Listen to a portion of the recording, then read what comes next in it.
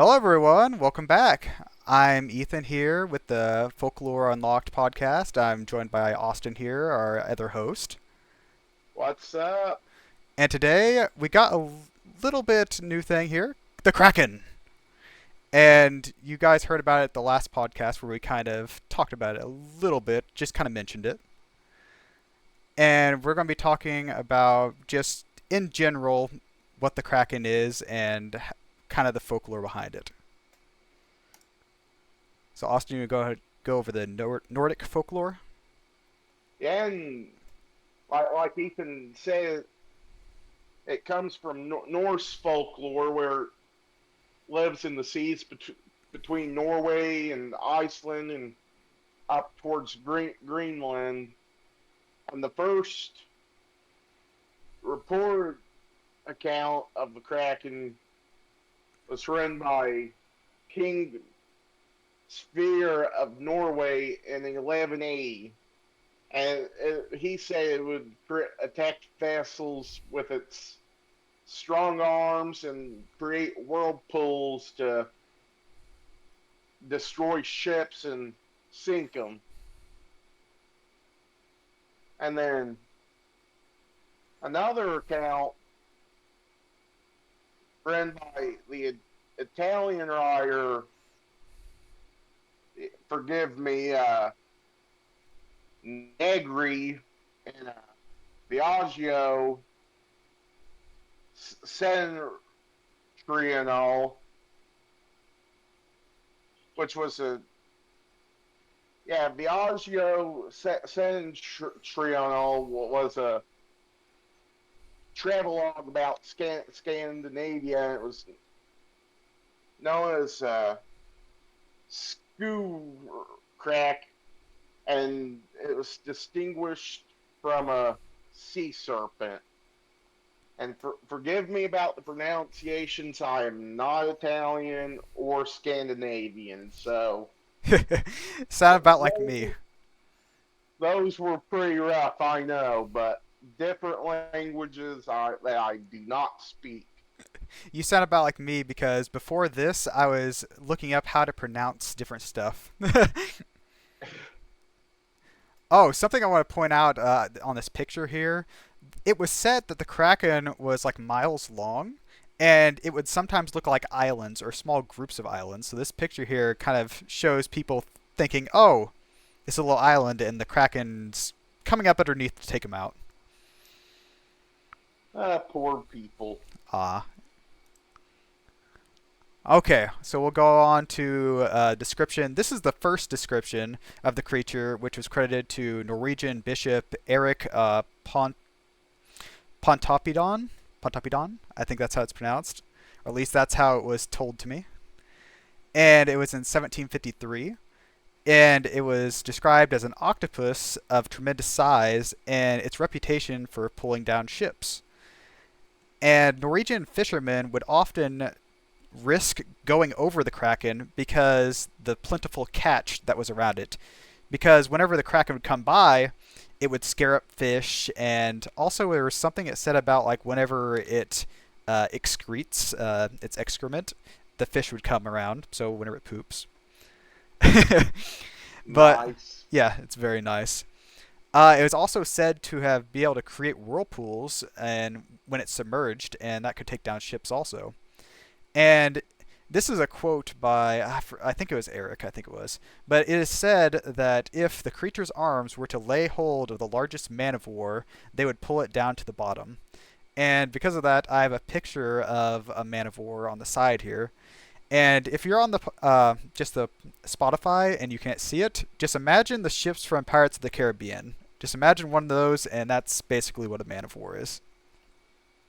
Yeah, and Negri's report was from 1700, so predating Eric's account by pretty much 53 years. Mm. Forgot to mention that, No, but that's fine. There's another description by, oh gosh, this is Hans Edged. And according to his Norwegian informants, the people that told him about it, This is a little bit different than like an octopus or squid. It said that the Kraken's body measured many miles in length, which kind of fits with others. But here's where it kind of skews away from that. It was said to have many heads and a number of claws. And it says it used its claws to capture prey, including ships, men, fish, animals, and then dragging them to the depths. And this Kraken is about the same as Icelanders would call the Hafgufa. It's another like sea monster thing. Have you heard of this at all, Austin? Or Not the half goofa. okay, I was gonna say I read that and I'm like, I hope you have something. No, but anyways, that's and then I have like another picture of I don't know like I found a lot of pictures of the Hofgufa, but I just picked one of them that I found and put it on here. And it is said that if you ever had the misfortune to like capture the Kraken with your hooks, the only way to avoid destruction was to pronounce its name to make it go back to its depths. So if you just said its name, which I don't know if it would be Hafgufa or Kraken, it would supposedly leave you alone. But I wouldn't bet my life on it. It would be like, go away, goof. Time for you to go away. Oh, I have a better one. Swipe or no swiping. uh, so anyways, some of the signs of the Kraken here. So there's many different ones. These are just the ones that are most well like known or talked about that kind of fit all of the folklore. So kind of like I said before, fish would begin surging to the surface, leaping out of the water, and then the school of fish would also start fleeing the area. So that's why people would try to fish around them because they would scare up fish. Apparently there'd be gurgling bubbles and stuff from the deep, which if it was breathing down there, I guess that makes sense for there being bubbles coming up. And something I thought was cool was the abundance of jellyfish. That's one that I found only on one account, but it sounded cool. I just imagined like moon jellies going around, just lighting up the water. Sounds pretty nice. And then large waves, which kind of understood. Bad weather. When you think of going like the Kraken going around, you don't think of it being just a nice sunny day. So, and then whirlpools again. And then I have another picture. This one's from, I think, the Pirates of the Caribbean, or it might be someone drew it from there. But it's the battle, I think it's either Dead Man's Chest or the one after that. But it's the one where the Kraken's in it and they just go around the whirlpool. So, have you watched any of the Pirates of the Caribbean movies, Austin? Bits and parts. Okay, okay. I would recommend them. The Kraken isn't the best in that because you don't get to see the whole thing, but you get to see its mouth, and then you get to see some of its tentacles and stuff. So, But I do know the legend of, of Captain Jack Sparrow, though. oh, exactly. One of the best pirates. A pirate so brave. That he had a jar of dirt. So, anyways, I have a couple possible giant squid attacks here, and I didn't take the ones from like the 1700s because they didn't seem as reputable. But these ones are like early 19 to early 2000s, and I felt like these were more believable because they weren't like a huge squid or a huge kraken. It was just kind of about the size of ships. So, 1930s, there was a Norwegian tanker called the Brunswick, and it reported having been attacked by a giant squid in the South Pacific between Hawaii and Samoa. And apparently, they got attacked multiple times. I think they said like 3 times along the way. But it was, I think, just biting at their rudder and stuff like that. So it wasn't like a taking down a ship or anything like that. Then apparently in 1941, there was a raft that was attacked that were survivors from the Britannia, which was a UK steamliner that went down. And apparently it dragged one person under, so one person died, but then another person fought it off. So I think like these pictures I have here are them going after like little boats, like little rafts and stuff. This is more believable in the size of like a giant squid. So I think this is more the size of like what the Kraken would be. And then in 2003, there was a crew of a yacht. I think they were doing like around the world something. Let me look at what it was now. I have it brought up here. Yeah, so they were completing a round the world trophy, and they were apparently had a giant squid attack them. So That is not nice of the squid. exactly, and that was 2003. So I mean, that's kind of believable. Like at that time, I would say, well, we still have like Yeah, Bigfoot sightings. what wasn't like the giant squid just like recently confirmed as a species I don't in know when. term like in terms of like, oh yeah, this was that like they live so far down the ocean that they hardly ever come to the top. Now you see, I don't think they found any live specimens for a while. They didn't find any live specimens, but they had been finding like sperm whales and stuff like that. And whenever they did like autopsies on sperm whales, they would find the beaks and like pieces of giant squids. So they knew they were out there, and they knew sperm whales ate them. They just didn't see a live one for a while. I'm pretty sure. But I mean, most I think the first time I heard of the giant squid when I was watching Rugrats Go Wild, and they had that. Did you watch that movie, Austin? I probably haven't completely forgot. Oh, It's okay. probably been years. I was gonna say Rugrats Go Wild. They had a scene where they went in a submarine and they saw a giant squid, and that was just a very beautiful scene. I liked it.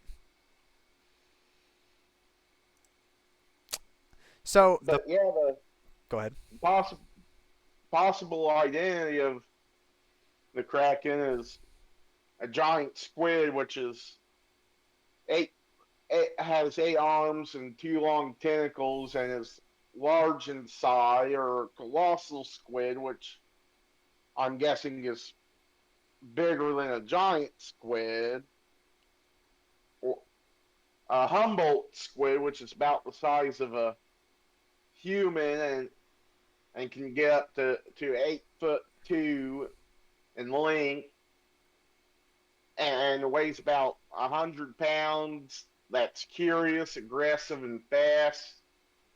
And fishermen might exaggerate the tail. And I've also got another possible identity. Ooh. It could also be a paleocephalopod that according to paleontologist Mark McMenamin and his wife Diana Schultz McMenamin, that was at least partially responsible in that it was possible for the yeah some kind of dinosaur, Thiosaurus, in the Triassic period, but multiple researchers disagree with the idea that the cephalopod helped cause the downfall of this ichthyosaur. Hmm. All right. So there's something else that was octopus or squid-like that took down dinosaurs. The ichthyosaur, you said, and they Yeah, the dinosaurs, the ichthyosaur. okay. So possible prehistoric squids or whatnot. Yeah, and the and Mark and Diana just have a lot of M's and N's in their names. Yeah, it sounded like I don't know. I wouldn't be able to pronounce it. I'm not stuttering when I say their last name. It's just a lot of vowels and consonants right after each other. Oh, and I wanted to go back and like look at these pictures here I have. So the one next to the scuba diver is a Humboldt squid, and those are the ones that are about the human size. And just imagine that like latching onto you and dragging you down is not like it's pretty believable. I feel like. And fishermen exaggerating the tail. I think if you've gone fishing before and you've tried to explain how big something is, and you just kind of put your hands up, kind of like, oh, it's about this big, you know. I feel like you'd understand by like what these fishermen would do, like just exaggerate it. Exaggeration is folklore's best tool. That is actually true. I like that. I like that.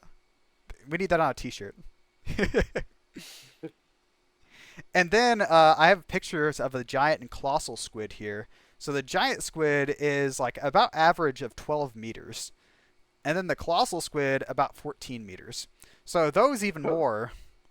Go ahead. put put put those in freedom units. Freedom units. Uh, mm, Give me a second. So 1 meter, 2 feet. So it's about 3 foot, a little over 3 foot's 1 meter. So just multiply that by three. So think of like 32 feet is for the 12 meters. Like it's a little bit more, but and then 14 times three, that's like I don't know, 35, something like that. About think 38. I 38. don't Oh, okay. know. I'm not Yeah, doing math on top. no, 42. My bad. 42. Okay, I'm sorry, I was bad. off. I'm bad now. But yeah, just think of like these big long things here, just like grabbing onto you, and they would most likely use their two long arms to grab on, and then whenever they get you close enough, they'll get you with the smaller tentacles. So good stuff. Good stuff. Not good stuff. They're beautiful from a distance. Can we agree on that? Yeah, Okay, so did you want to say you want to look at the books, or do you say pop culture? pop culture. Okay, so I'll talk about the books then. So a couple of the books that I want to highlight here that have like Kraken references in them is one is the 1866 Toilers of the Sea. You can see that in the bottom there. It's just like a person getting attacked by a squid, or it looks like an octopus actually. So getting attacked by an octopus.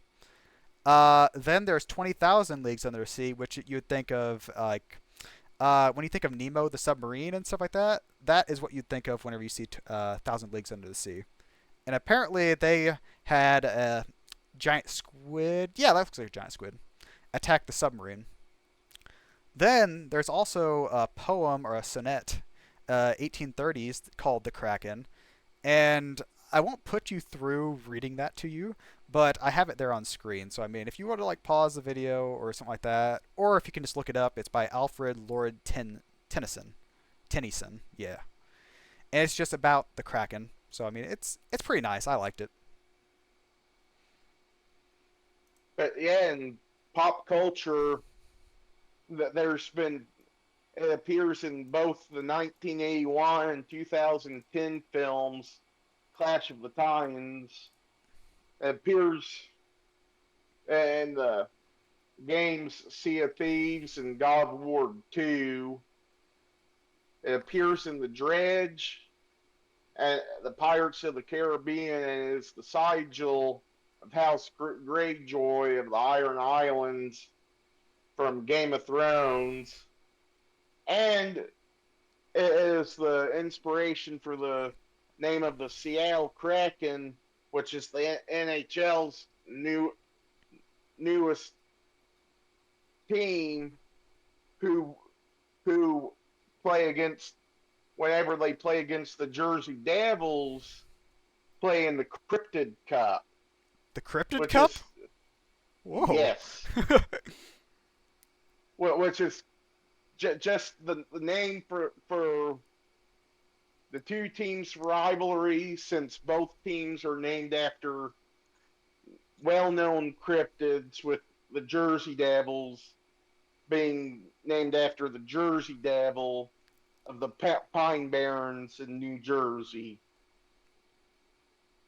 First I've heard of the Cryptid Cup.